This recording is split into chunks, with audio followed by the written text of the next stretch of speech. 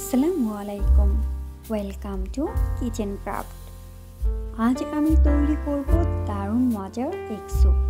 খুব অল্প উপকরণে ও অল্প সময়ে তৈরি করে নিতে পারেন মজাদার এই রেসিপিটি। আর কথা না বাড়িয়ে চটজলদি তৈরি করে নেওয়া যাক মজাদার এগ স্যুপ।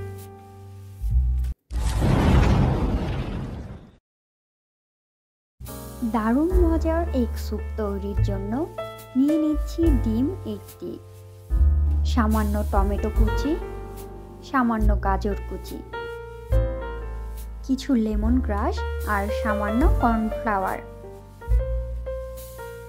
প্রথমে ডিম খুব ভালোভাবে ফেটিয়ে নিচ্ছি। এখানে আপনারা চাইলে এগ বিটার ব্যবহার করতে পারেন। একটু সময় নিয়ে ডিম ফেটিয়ে নিব। ডিম ফেটানো হয়ে গেলে পাশে রেখে দিচ্ছি। এখানে আমি 2 টেবিল চামচ কর্নফ্লাওয়ার নিয়েছি, সাথে নিচ্ছি 2 টেবিল চামচ পানি। খুব ভালোভাবে মিশিয়ে নেব। মেশানো হলে পাশে রেখে দিচ্ছি। এবার একটি প্যানে নিয়ে নিচ্ছি পানি 2 কাপ পরিমাণ।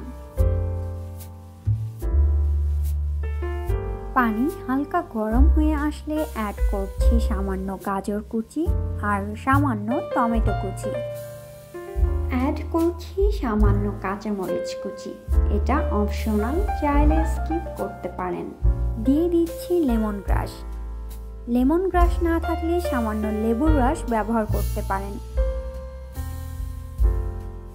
অ্যাড করছি লবণ পরিমাণ মতো। এখন ঢাকনা দিয়ে ঢেকে মিডিয়াম আঁচে জাল করে নেব 5-6 মিনিট। কিছুক্ষণ পর অ্যাড করছি সামান্য গোলমরিচ গুঁড়ো। দিয়ে দিচ্ছি চিনি 1/2 চা চামচ। ঢেকে অপেক্ষা করব আরও 2-3 মিনিট। এখন ঢাকনা উঠিয়ে অ্যাড করছি কর্নফ্লাওয়ার 2 টেবিল চামচ। আবারও কিছুক্ষণ ভালো করে মিশিয়ে নিচ্ছি, যাতে করে কর্নফ্লাওয়ার অ্যাড করার পর কোনো দানা না বাঁধে।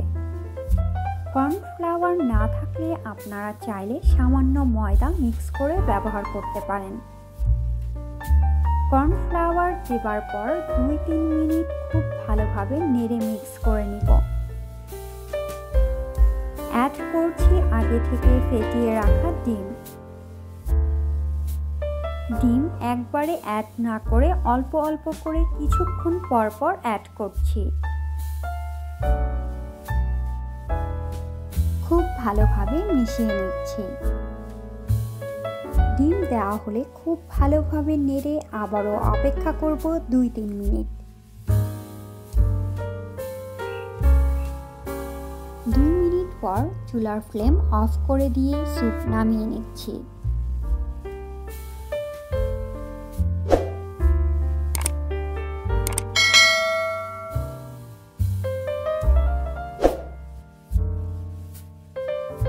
দারুণ মজার এগ স্যুপ তৈরি।